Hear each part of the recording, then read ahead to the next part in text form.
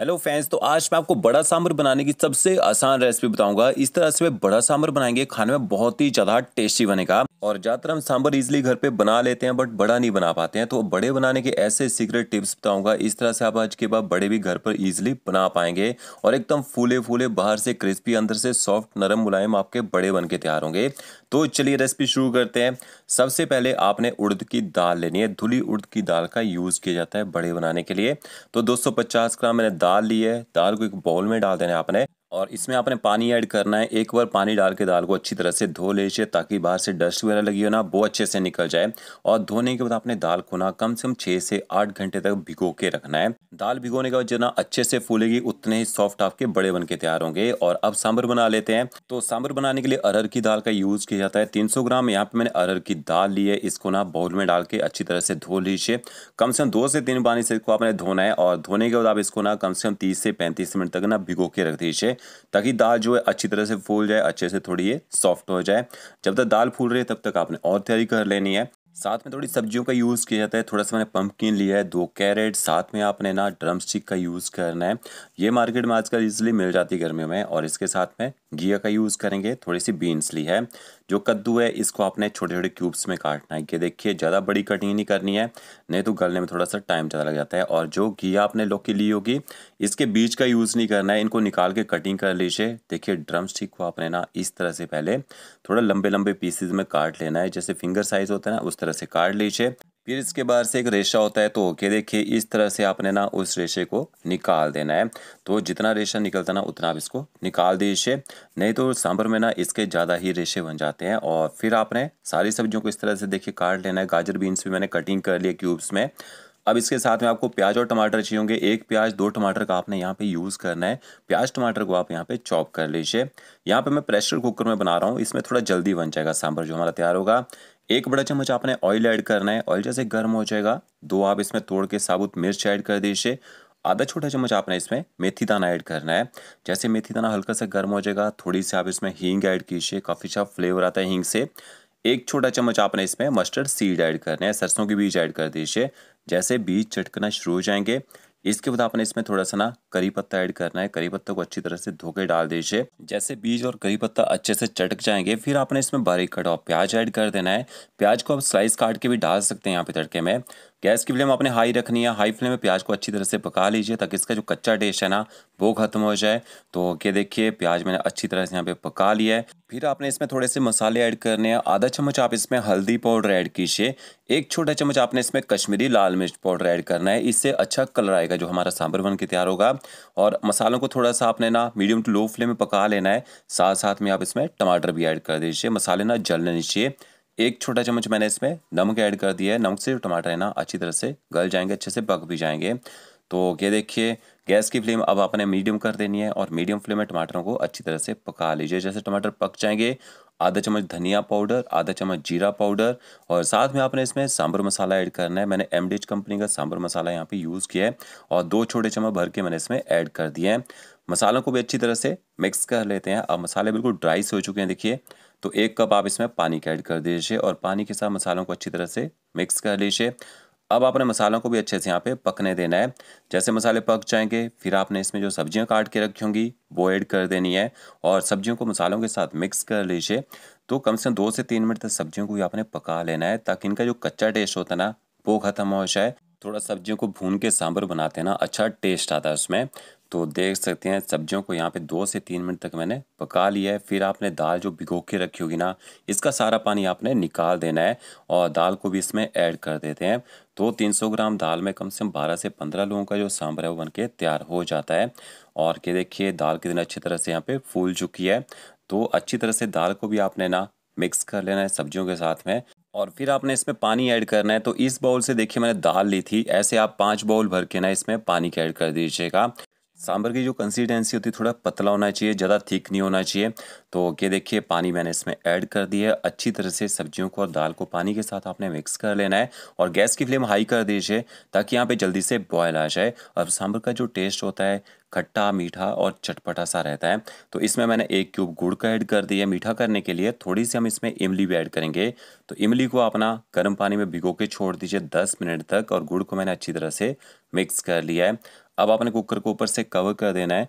इसमें आपने ना 2 विसल लगवानी है। 2 विसल में जो है जो दाल अच्छी तरह से गल जाएगी, सब्जियां भी सॉफ्ट हो जाएंगी। 2 से ज़्यादा विसल नहीं लगवानी है, नहीं तो सब्जियों का ना भलता बन जाएगा इसमें। तो ये देखिए स्टीम यहाँ पे निकल चुकी है। चलिए ढक्कन हटाते हैं और ये देखिए हमारा जो सांभर यहाँ पे बनके तैयार हो चुका है। दाल जो है इसमें अच्छी तरह से गल चुकी है, सब्जियां भी सॉफ्ट हो चुकी है। अब इसके बाद आपने इसमें ना इमली ऐड करनी है। पहले इमली नहीं डालनी है, बाद में आप इसमें इमली ऐड कीजिएगा। तो ये देखिए इमली को आपने इस तरह से छान के ऐड करना है। इसका जो पल्प है उसको ऐड कर दीजिए और जो बीज है इनको आपने हटा देना है।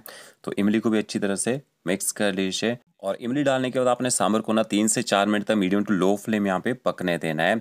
तो अगर आपका सांभर ज़्यादा ही थिक हो जाए, थोड़ा सा गर्म पानी का यूज़ आप यहाँ पे कर सकते हैं। तो टेस्ट देख लीजिए, नमक मिर्ची कुछ कम लगे ऊपर से आप यहाँ पे डाल सकते हैं।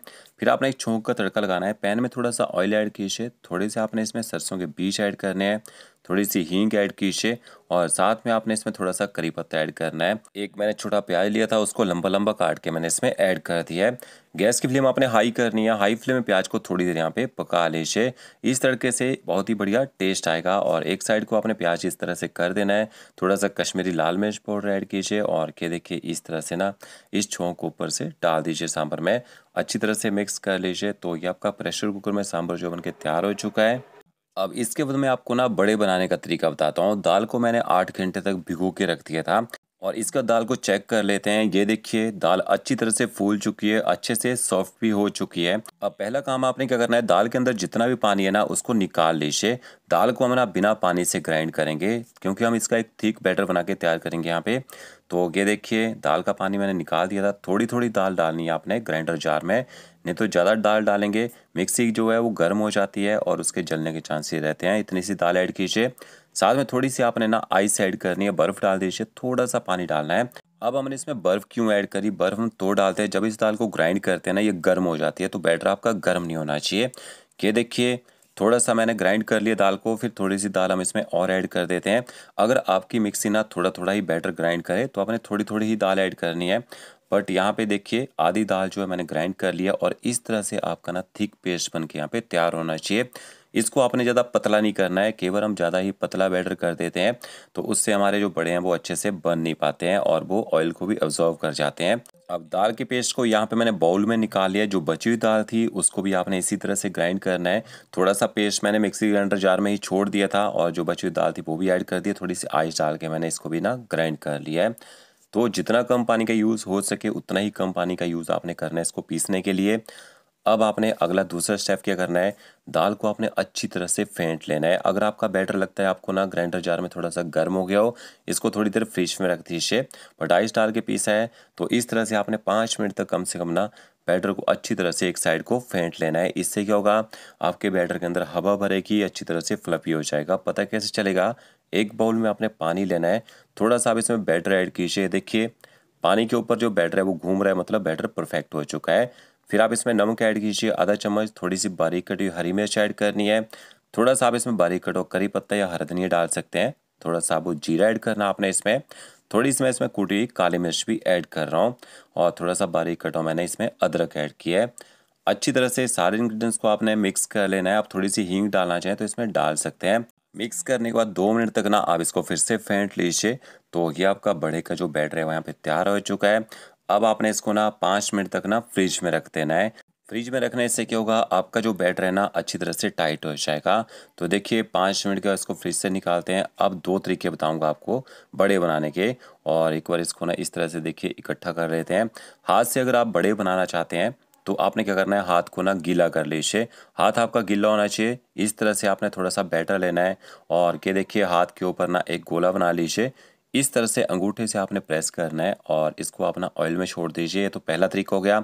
अब दूसरा इजी तरीका क्या है कि देखिए पाइपिंग बैग मिल जाते हैं मार्केट में इजीली। इसको ना थोड़ा सा आप आगे से काट लीजिए, थोड़ा ज़्यादा ही काटना है, ज़्यादा पतला नहीं काटना आपने इसको।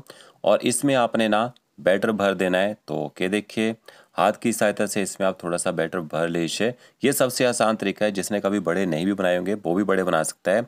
हाथ को गीला कर लीजिए। कि देखिए पाइपिंग बैग की सहायता से आपने इस तरह से ना हाथ पे बैटर डालना है और हाथ गीला होगा। जब आप ऑयल में इनको फ्राई करने के लिए डालेंगे, ऑयल का टेम्परेचर आपका मीडियम टू हाई होना चाहिए। ठंडे तेल में फ्राई नहीं करने हैं, नहीं तो बड़े अच्छे से फूल नहीं पाते हैं। देखिए कितनी जल्दी जल्दी मैं यहाँ पे बड़े निकाल रहा हूँ यहाँ पे। और एक बात, हाथ आपने ना बार बार गीला करना है। गीले हाथ से क्या होगा, बड़े ना चिपकेंगे नहीं यहाँ पे। और ऑयल से थोड़ा सा दूर से ही बड़ों को डालना है यहाँ पे। और अब आपने देखिए इनको पलटी भी कर देना है। ऐसा नहीं है कि एक ही साइड से पकते रहेंगे, नहीं तो ऊपर से बड़े जो है ना वो फटना शुरू हो जाते हैं। तो इनको अपना साथ साथ में पलटी भी करते चाहिए। और देखिए 2 से 3 मिनट तक बड़ों को यहाँ पे मैंने पका लिया है। इसके बाद इनको हाफ फ्राई करके निकाल लेते हैं। इनको दोबारा से फ्राई करेंगे, जब दोबारा फ्राई करते हैं बिल्कुल भी ऑयली नहीं रहते हैं। अब ये दूसरा तरीका है जो रेगुलर बड़े बनाते हैं। देखिए हम इसी तरह से बनाते हैं। हाथ को थोड़ा सा गीला कर लेते हैं और इस तरह से बड़े का बैटर जो हाथ के ऊपर घुमाते हैं और देखिए अंगूठे की सहायता से इसमें होल कर देते हैं। तो इस तरह से आप जल्दी जल्दी बड़े बना सकते हैं। देखिए ऑयल का टेम्परेचर मीडियम टू हाई रखा है यहाँ पे मैंने। लो फ्लेम में फ्राई करते हैं तो ये बड़े जो है ना ऑयली हो जाते हैं। और फिर आपने इनको ना देखिए इस तरह से पलटी भी करते जाना है। तो इस तरह से आप ये बड़े पहले हाफ फ्राई कर लीजिए जितने भी आपने बड़े बनाए होंगे। और इनको आप शाम को बना के सुबह तक ना बिना फ्रीज से रख सकते हैं। हाफ फ्राई करके सुबह इनको आप ना डीप फ्राई दोबारा से फुल फ्राई करके सर्व कर सकते हैं। तो यहाँ पे मैंने सारे के सारे बड़े जो हैं हाफ फ्राई करके रख लिए हैं और देख सकते हैं एकदम सॉफ्ट और स्पंजी बने हैं। अब आपने इनमें अच्छा क्रंच कैसे लाना है, इनको गरम गरम तेल में डाल दीजिए फ्राई करने के लिए। और गैस की फ्लेम आपने हाई रखनी है। कम से कम 2 मिनट तक आपने ना इनको हाई फ्लेम में फ्राई करना है। इससे क्या होगा, बड़े एक तो ऑयल को एब्जॉर्ब नहीं करेंगे और बाहर से एक अच्छा क्रंच भी आ जाएगा। तो इस तरह से आप ये बड़े बना के देखिए, बहुत ही टेस्टी और सॉफ्ट बनेंगे। तो फ्रेंड्स वीडियो अच्छा लगा होगा लाइक शेयर कमेंट जरूर कीजिए। ओके फ्रेंड्स, मिलते हैं नई वीडियो के साथ। Thank you.